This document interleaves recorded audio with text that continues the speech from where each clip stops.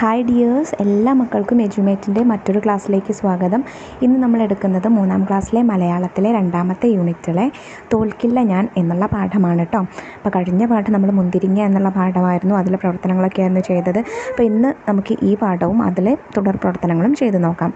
ക്ലാസ്സിലേക്ക് കിടക്കുന്നതിന് മുന്നേ ഈ ചാനൽ ആദ്യമായി കാണുന്നവരാണെങ്കിൽ ഒന്ന് സബ്സ്ക്രൈബ് ചെയ്ത് സപ്പോർട്ട് ചെയ്യാൻ മറക്കരുത്.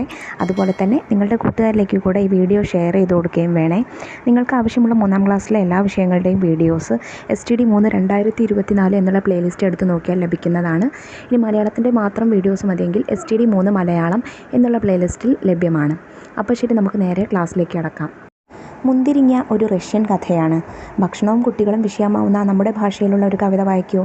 അപ്പോൾ മുന്തിരിങ്ങ നമ്മൾ കഴിഞ്ഞ ക്ലാസ്സിൽ പഠിച്ച മുന്തിരിങ്ങ എന്നുള്ള കഥ ഒരു റഷ്യൻ ഭാഷയിലുള്ള കഥ വിവർത്തനം ചെയ്തതാണ് കേട്ടോ. ഇനി നമ്മുടെ ഭാഷ പ്രമേയമായി വരുന്ന ഒരു കഥയാണ്, ഒരു കവിതയാണ് നമുക്ക് പഠിക്കാനുള്ളത്. ഞാൻ കവിത ഒന്ന് വായിച്ചു തരാം, ചൊല്ലുന്നില്ല, വായിച്ചു തരാം കേട്ടോ. മേരിയോടന്നും ചോദിച്ചു ഞങ്ങൾ, പേരെന്താ കുട്ടി പേരയ്ക്കയത്രേ. നാണം കെട്ടു മടങ്ങില്ല ഞങ്ങൾ, നാടെന്താ കുട്ടി നാരങ്ങയത്രേ. പട്ടുകൂമ്പാളക്കോണമുടുത്തു പ്ലാവിലപ്പൊൻ കിരീടവും വച്ചു. പയ്യെ പയ്യെ ആ തെങ്ങിൻ മടലിൻ പൈക്കിടാവിനെ യാട്ടിത്തെളിച്ചു. നാരങ്ങ എന്ന വിശ്വപ്രസിദ്ധ നാട്ടിലെ കൊച്ചുറാണി വരുമ്പോൾ തൻ കരത്താൽ മുഖം മറച്ചെൻ്റെ അപ്പച്ചൻ പോലും പൊട്ടിച്ചിരിക്കും. അക്കിനാവിനെ കാണുമ്പോഴെല്ലാം അമ്മ ചെന്നങ്ങു വാരിയെടുക്കും. ചുറ്റുമെത്തുന്ന ഞങ്ങളും ഓരോ വർത്തമാനങ്ങൾ ചോദിച്ചിരിക്കും. മാമോനിന്നെന്തു കൂട്ടി നീ പെണ്ണെ, മീമീ ചുട്ടതാണ് അമ്മച്ചി തന്നേ. കള്ളി നീ അതിലെന്തൊക്കെ തിന്നു, മുള്ളു മാത്രം ഞാൻ തുപ്പിക്കളഞ്ഞു. കണ്ണു രണ്ടും വയറ്റിൽ മുളച്ച് വൻമരങ്ങളായി വന്നാലോ പെണ്ണെ, മാന്തളിനൊറ്റക്കണ്ണല്ലേയുള്ളൂ, മാറി നിന്നവൾ കൊഞ്ഞനം കാട്ടും. എഴുതിയത് KC ഫ്രാൻസിസ് ആണ്. പുതിയ മനുഷ്യൻ എന്നുള്ള ഒരു കവിതാ സമാഹാരത്തിൽ നിന്നുള്ളതാണ് കേട്ടോ. ഇനി നമുക്ക് ഈ കവിത വിശദമായിട്ട് നോക്കാം. മേരിയോടന്നും ചോദിച്ചു ഞങ്ങൾ, പേരെന്താ കുട്ടി പേരയ്ക്കയത്രേ.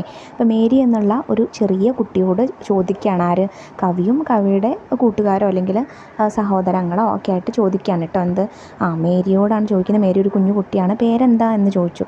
പേരെന്താ ചോദിക്കുമ്പോൾ മേരി എന്താ ഉത്തരം പറഞ്ഞത്, പേരയ്ക്ക എന്നാണ് പറഞ്ഞത്. നമ്മൾ കളിയാക്കിക്കൊണ്ട് പറയില്ലേ പേരയ്ക്ക എന്ന്, എന്താ പേരെന്ന് ചോദിക്കുമ്പോൾ പേരയ്ക്ക എന്ന് പറയില്ലേ. അതുപോലെ മേരി കളിയാക്കിക്കൊണ്ട് എന്താ പറഞ്ഞത്, പേരയ്ക്കയാണ് എൻ്റെ പേര് എന്നാണ് പറഞ്ഞത്. അപ്പോൾ നാണം കെട്ടു മടങ്ങില്ല ഞങ്ങൾ, നാടെന്താ കുട്ടി നാരങ്ങയത്രേ. അങ്ങനെ മേരി പേരയ്ക്ക എന്ന് പറഞ്ഞതുകൊണ്ട് ഞങ്ങൾ നാണം കെട്ട് മടങ്ങുമോ? ഇല്ല. ഞങ്ങൾ വീണ്ടും ഞങ്ങളുടെ ചോദ്യം ആവർത്തിച്ചു. എന്താ ചോദിച്ചത് പിന്നീട്? നാടേതാ എന്നാണ് ചോദിച്ചത്. അപ്പോൾ നാടേതാ എന്ന് ചോദിച്ചപ്പോൾ മേരി എന്ത് പറഞ്ഞു, നാരങ്ങ എന്ന് പറഞ്ഞു. വീണ്ടും കളിയാക്കിക്കൊണ്ട് പറഞ്ഞു എന്ത്, നാരങ്ങയാണ് എന്ന് പറഞ്ഞു. പട്ടുകൂമ്പാള കോണമുടുത്തു പ്ലാവിലപ്പൊൻ കിരീടവും വച്ചു. പയ്യെ പയ്യെ ആ തെങ്ങിൻ മടലിൻ പൈക്കിനാവിനെ യാട്ടിത്തെളിച്ചു. അപ്പോൾ എങ്ങനെയാണ് വരുന്നത് മേരി? പട്ടുകൂമ്പാള കോണമെടുത്തു. പട്ടുകൂമ്പാളം എന്ന് പറയുന്നത് നമ്മുടെ കവുങ്ങിൻ്റെ പൂവില്ലേ, കവുങ്ങിൻ്റെ പൂവിൻ്റെ പട്ടയാണ് കേട്ടോ. ഒരു മഞ്ഞ നിറത്തിൽ കവുങ്ങിൻ്റെ പൂവിനെ ആവരണം ചെയ്തുകൊണ്ട് ഇങ്ങനെ മൂടി പൊതച്ചുകൊണ്ട് നിൽക്കുന്ന സാധനത്തെയാണ് കൂമ്പാളം എന്ന് പറയുന്നത്. അപ്പോൾ ആ കൂമ്പാളം കൊണ്ട് ഒരു കോണമെടുത്ത്, കോണകം എന്ന് പറയുന്നത് അരയ്ക്ക് താഴേക്കുള്ള ചെറിയൊരു വസ്ത്രമാണ്. ആ കോണമെടുത്താണ് വരുന്നത്. പിന്നെയോ പ്ലാവില കൊണ്ട് പൊൻകിരീടവും വെച്ചിട്ടുണ്ട്. പഴുത്ത പ്ലാവില കൊണ്ട് പൊൻകിരീടവും വെച്ചിട്ടുണ്ട്. പ്ലാവില കൊണ്ട് ഇങ്ങനെ കിരീടം ഉണ്ടാക്കിയിട്ട് അതും വെച്ചിട്ടുണ്ട് തലയിൽ. പിന്നെ പയ്യെ പയ്യെ പതുക്കെ പതുക്കെ തെങ്ങിൻ മടൽ കൊണ്ട്, തെങ്ങിൻ്റെ മടലുണ്ടല്ലോ, ഓലയൊക്കെ കളഞ്ഞിട്ടുള്ള ബാക്കിയുള്ള ആ തെങ്ങിൻ്റെ മടൽ കൊണ്ടൊരു പൈക്കിടാവിനെ, കളിക്കുന്ന ഒരു പൈക്കിടാവിനെ ഉണ്ടാക്കിയിട്ടുണ്ട്. പൈക്കിടാവ് എന്ന് വെച്ചാൽ പൈക്കുട്ടിയെ ഉണ്ടാക്കിയിട്ടുണ്ട്. അപ്പോൾ ആ പൈക്കിടാവിനെ ഇങ്ങനെ ആട്ടി തെളിച്ചുകൊണ്ടാണ് ആര് വരുന്നത്, മേരി വരുന്നത്. നാരങ്ങ എന്ന വിശ്വപ്രസിദ്ധ നാട്ടിലെ കൊച്ചുറാണി വരുമ്പോൾ, ഏത് നാട്ടിലെയാണ്? നാരങ്ങ എന്നാണല്ലോ നാടിൻ്റെ പേര് പറഞ്ഞത്.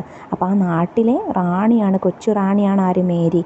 ആ മേരി അങ്ങനെ വരുമ്പോൾ, വിശ്വപ്രസിദ്ധമെന്ന് വെച്ചാൽ ലോകപ്രസിദ്ധമായ റാണി വരുമ്പോൾ തൻ കരത്താൽ മുഖം മറച്ചെൻ്റെ അപ്പച്ചൻ പോലും പൊട്ടിച്ചിരിക്കും. അപ്പോൾ മേരിയുടെ ആ വരവ് കണ്ടിട്ട് ഗൗരവക്കാരനായ കവിയുടെ അപ്പച്ചൻ പോലും എങ്ങനെ തൻ്റെ കരം കൊണ്ട്, തൻ്റെ കൈ കൊണ്ട് മുഖം മറച്ചുകൊണ്ട് പൊട്ടി പൊട്ടി ചിരിക്കും.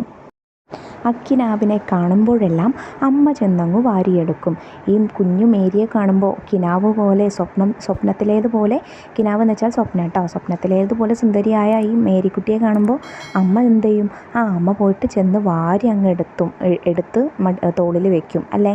അപ്പോൾ അമ്മമാർ പൊതുവെ അങ്ങനെയാണല്ലോ, കുഞ്ഞു മക്കളെയൊക്കെ കാണുമ്പോൾ സ്നേഹം കൊണ്ട് വാത്സല്യം കൊണ്ട് അവർ വാരിക്കോരി എടുക്കുമല്ലോ അല്ലേ. ചുറ്റുമെത്തുന്ന ഞങ്ങളും ഓരോ വർത്തമാനങ്ങൾ ചോദിച്ചിരിക്കും. ഞങ്ങളോ കവിയും കവിയുടെ കൂട്ടുകാരും അല്ലെങ്കിൽ സഹോദരങ്ങളെല്ലാവരും എന്ത് ചെയ്യും, മേരിയോട് ഇങ്ങനെ ഓരോരോ വർത്തമാനങ്ങൾ, ഓരോ കാര്യങ്ങൾ കളിതമാശയിലൂടെ ചോദിച്ചിരിക്കും.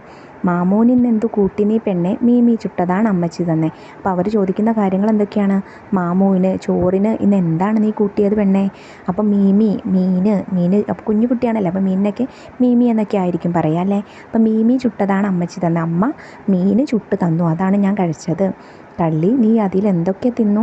മുള്ളു മാത്രം ഞാൻ തുപ്പിക്കളഞ്ഞു. പിന്നെ എന്താ ചോദിച്ചത്? ആ മീനിൻ്റെ എന്തൊക്കെയാണ് നീ തിന്നത് എന്ന് ചോദിച്ചു. അപ്പോൾ മേരി പറഞ്ഞു, എന്ത് എല്ലാം കഴിച്ചു, മുള്ളു മാത്രം ഞാൻ തുപ്പിക്കളഞ്ഞു എന്ന് പറഞ്ഞു. കണ്ണു രണ്ടും വയറ്റിൽ മുളച്ച് വൻമരങ്ങളായി വന്നാലോ പെണ്ണ്. അയ്യോ, അപ്പോൾ അവരെന്താ ചോദിക്കുന്നത്? അയ്യോ നീ മീൻ മുഴുവൻ കഴിച്ചു, അപ്പോൾ അതിൻ്റെ കണ്ണ് വയറ്റിൽ കിടന്ന് മുളച്ച് വലിയ മരങ്ങളായ ആ മരത്തിലൊക്കെ മീൻ മുളച്ചു വന്നാലോ എന്ന് ചോദിച്ചു. അപ്പോൾ മേരി എന്താ പറയുന്നത്? മാന്തളിന് ഒറ്റ കണ്ണല്ലേയുള്ളൂ, മാറി നിന്നവൾ കൊഞ്ഞനം കാട്ടും. അതിന് മറ്റു മീനുകളെ പോലെ മാന്തളിന് 2 കണ്ണൊന്നുമില്ലല്ലോ, ഒരു കണ്ണല്ലേ ഉള്ളൂ മാന്തളിന്. അപ്പോൾ അതുകൊണ്ട് മാന്തൾ മുളയ്ക്കില്ല എന്ന് പറഞ്ഞിട്ട് അവൾ മാറി നിന്ന് കൊഞ്ഞനം കാട്ടും. അപ്പോൾ ഈ കവിതയിൽ എന്താ മക്കളെ, ഒരു ചെറിയ കുട്ടിയുടെ ഒരു കുസൃതി തരമാണ് നമുക്ക് കാണാൻ സാധിക്കുന്നത് അല്ലേ. ഇനി നമുക്ക് പ്രവർത്തനങ്ങൾ നോക്കിയാലോ. ചോദ്യം 1. നാരങ്ങ നാട്ടിലെ കൊച്ചുറാണിയുടെ ചിത്രം കണ്ടില്ലേ? കവിത വായിച്ചപ്പോൾ മനസ്സിൽ തെളിഞ്ഞ കൊച്ചുറാണിയുടെ ചിത്രം വരയ്ക്കൂ. നമുക്ക് കവിതയുടെ ചിത്രത്തിൽ തന്നിട്ടുള്ള ചിത്രം ഇതാണല്ലേ. ഒരു നാരങ്ങയുണ്ട്, അതുപോലെ ഒരു പെൺകുട്ടി ഇങ്ങനെ തട്ടമൊക്കെ ഇട്ടൊരു പെൺകുട്ടി ഇങ്ങനെ പ്ലാവില തലയിലുണ്ട്, അങ്ങനെ ഇരിക്കുന്ന ചിത്രമാണ് തന്നിട്ടുള്ളത്. നിങ്ങൾക്ക് ഈ കവിത വായിച്ചപ്പോൾ എങ്ങനെയുള്ള കുട്ടിയാണ് മനസ്സിൽ തെളിഞ്ഞത്? ഒരു ചെറിയൊരു കുട്ടി അല്ലേ, ഒരു 2-3 വയസ്സൊക്കെ ആവുന്ന ഒരു ചെറിയൊരു കുട്ടി, സംസാരിക്കാൻ തുടങ്ങുന്ന ചെറിയ ചെറിയ കാര്യങ്ങളൊക്കെ പറഞ്ഞു തുടങ്ങുന്ന ഒരു ചെറിയൊരു കുട്ടി. ആ കുട്ടി ചെറിയൊരു കോണകം ഉടുത്തിട്ടുണ്ട്, കൂമ്പാള കൊണ്ട്. പിന്നെ തലയിൽ കുറച്ച് പ്ലാവില കൊണ്ടുണ്ടാക്കിയ കിരീടം വച്ചിട്ടുണ്ട്. ഒരു ചെറിയ പൈക്കിടാവിനെ ആട്ടിത്തെളിച്ചുകൊണ്ട് വരുന്നുണ്ട് അല്ലേ. അപ്പോൾ ആ ചിത്രം നിങ്ങളൊന്ന് വരച്ചു നോക്കണേ. ചോദ്യം 2. ചിത്രത്തിലെ കൊച്ചുറാണിയുടെയും കവിതയിലെ കൊച്ചുറാണിയുടെയും വേഷവിധാനങ്ങൾ തമ്മിൽ വ്യത്യാസമുണ്ടോ? വ്യത്യാസമുണ്ട്. എന്തെല്ലാം വ്യത്യാസങ്ങളാണുള്ളത് മക്കളെ? ചിത്രത്തിലെ റാണി പട്ടുപാവാടയും ബ്ലൗസുമാണ് ധരിച്ചിട്ടുള്ളത്. ഒരു മഞ്ഞ ഷോള് തലയിലൂടെ ധരിച്ചിട്ടുണ്ട്. അതുപോലെ ഇല കൊണ്ടുള്ള കിരീടം വച്ചിട്ടുണ്ട്. ഒരു നാരങ്ങയുടെ പുറത്താണ് ഇരിക്കുന്നത്. ഇനി കവിതയിലെ കൊച്ചുറാണി കൂമ്പാള കൊണ്ടുള്ള ഒരു ചെറിയ കോണകവും പ്ലാവില കൊണ്ടുള്ള കിരീടവുമാണ് ധരിച്ചിരിക്കുന്നത്. ഓലമടൽ കൊണ്ടുള്ള ഒരു ചെറിയ പൈക്കിടാവിനെ ആട്ടിത്തെളിച്ചുകൊണ്ടാണ് കൊച്ചുറാണി കടന്നു വരുന്നത്. ചോദ്യം 3. മുന്തിരിങ്ങ തിന്ന വാന്യയും മാന്തൽ തിന്ന മേരിയും കുടുങ്ങിപ്പോയ സന്ദർഭത്തിൽ നിന്ന് രക്ഷപ്പെട്ടത് എങ്ങനെയാണ്? രക്ഷപ്പെട്ട മാർഗങ്ങൾ തമ്മിൽ വ്യത്യാസമുണ്ടോ? ചർച്ച ചെയ്യൂ. മുന്തിരിങ്ങ എന്ന കഥയിലെ വാന്യയും മാന്തൽ തിന്ന മേരിയും അവർ കുടുങ്ങിപ്പോയ സാഹചര്യത്തിൽ നിന്നും രക്ഷപ്പെട്ട മാർഗങ്ങളിൽ വ്യത്യാസമുണ്ട്.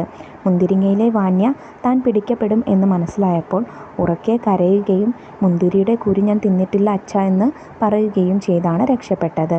എന്നാൽ മാന്തൽ തിന്ന മേരി മാന്തളിന് ഒറ്റ കണ്ണ് മാത്രമേയുള്ളൂ, അതുകൊണ്ട് മാന്തൾ മരമായി മുളയ്ക്കില്ല എന്ന് കുസൃതിയിലൂടെ പറഞ്ഞാണ് രക്ഷപ്പെടുന്നത്.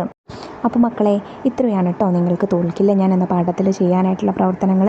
കവിത മനസ്സിലായിട്ടുണ്ടോ? ഒരിക്കൽ കൂടെ വീഡിയോ കാണുക, കവിതയിൽ എന്തൊക്കെ കാര്യങ്ങളാണ് പറഞ്ഞിട്ടുള്ളതെന്ന് കൃത്യമായി മനസ്സിലാക്കി വെക്കുക കേട്ടോ. നമുക്ക് അടുത്ത ക്ലാസ്സുകൾ വരും ദിവസങ്ങളിൽ അപ്ലോഡ് ചെയ്യാം. ആ വീഡിയോ കിട്ടുന്നതിന് വേണ്ടി ചാനലൊന്ന് സബ്സ്ക്രൈബ് ചെയ്ത് തൊട്ടടുത്ത് കാണുന്ന ബെല്ലൈക്കണിൽ ഓൾ ബട്ടൺ പ്രസ് ചെയ്ത് വയ്ക്കാൻ മറക്കരുത് കേട്ടോ. ക്ലാസ്സിനെ കുറിച്ചുള്ള നിങ്ങളുടെ അഭിപ്രായങ്ങളും നിർദ്ദേശങ്ങളും അതുപോലെ തന്നെ നിങ്ങൾക്ക് ഇനി ഏത് പാഠകമാണോ വേണ്ടത് എന്നും കമൻറ്റ് ബോക്സിലൂടെ അറിയിക്കാനും മറക്കരുത്. അപ്പോൾ ശരി, നമുക്ക് അടുത്ത ക്ലാസ്സുമായി വീണ്ടും കാണാം. താങ്ക്